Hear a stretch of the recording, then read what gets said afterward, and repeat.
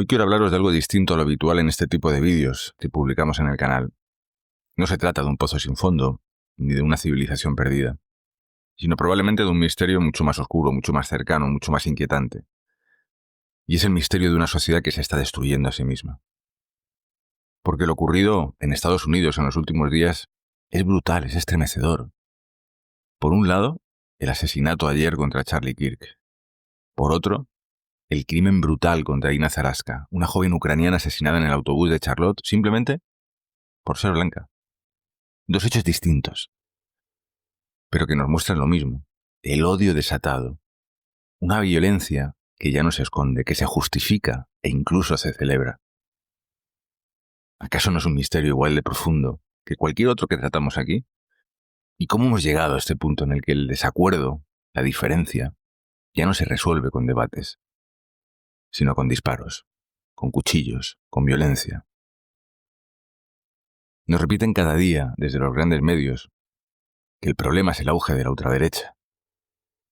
Pero cuando uno observa los hechos con frialdad, descubre que son los autoproclamados guardianes de la tolerancia los que golpean, censuran, cancelan y hasta aprietan el gatillo. Se llenan la boca con la palabra libertad, pero solo si coincide con su propia ideología.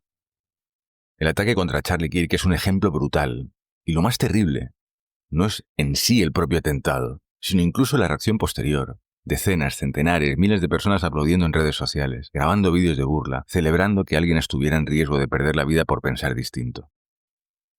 Y lo mismo con Irina, una chica que buscaba una vida mejor huyendo de la guerra, asesinada de manera salvaje en un autobús, sola, llorando. Y otra vez lo mismo. Justificaciones, silencios y hasta cierta indiferencia mediática porque su muerte no encaja con el relato oficial. ¿Dónde quedó la humanidad? ¿Dónde quedaron los valores que un día levantaron Occidente sobre el resto del mundo? El respeto, la libertad de conciencia, la dignidad del otro, simplemente parecen haber desaparecido. Hoy la sociedad está polarizada como nunca antes. Bloques enfrentados, mirándose con odio, incapaces de reconocerse como parte de una misma comunidad. Y la pregunta es inevitable. ¿Quién tiene interés en que estemos así? ¿Quién gana con que las personas se odien entre sí, mientras discuten banderas, siglas, etiquetas, partidos? Y quizá lo más aterrador es la indiferencia, porque nos estamos acostumbrando a la violencia, al odio, al escarnio público. Y cuando una sociedad normaliza el odio hacia el que piensa distinto, o hacia quien simplemente por su color de piel se adentra en un camino oscuro del que pocas veces se regresa. Porque la verdadera censura no es que te silencien desde arriba. La verdadera censura comienza cuando tu propio vecino, que tienes al lado, te odia por pensar diferente, cuando los que predican diversidad se convierten en inquisidores. Occidente siempre se ha enorgullecido de haber construido una cultura basada en la libertad, en los derechos humanos, en la pluralidad. Pero estamos viendo cómo, poco a poco, todo eso desaparece, se diluye. Y lo peor es que no hace falta un régimen autoritario para destruirlo.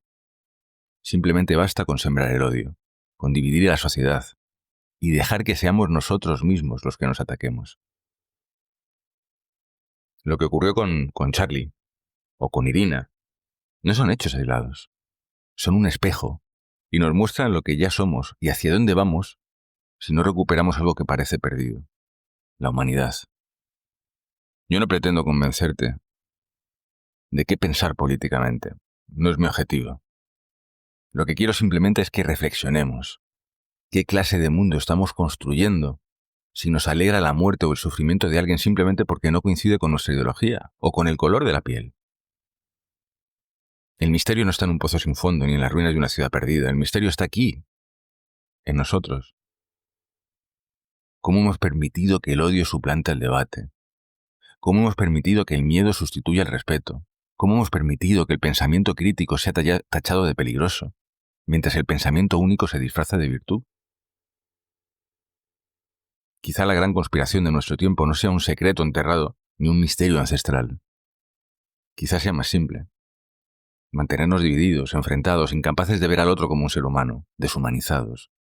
Y si ese es el futuro que nos espera, entonces sí, estamos ante el misterio más oscuro de todos.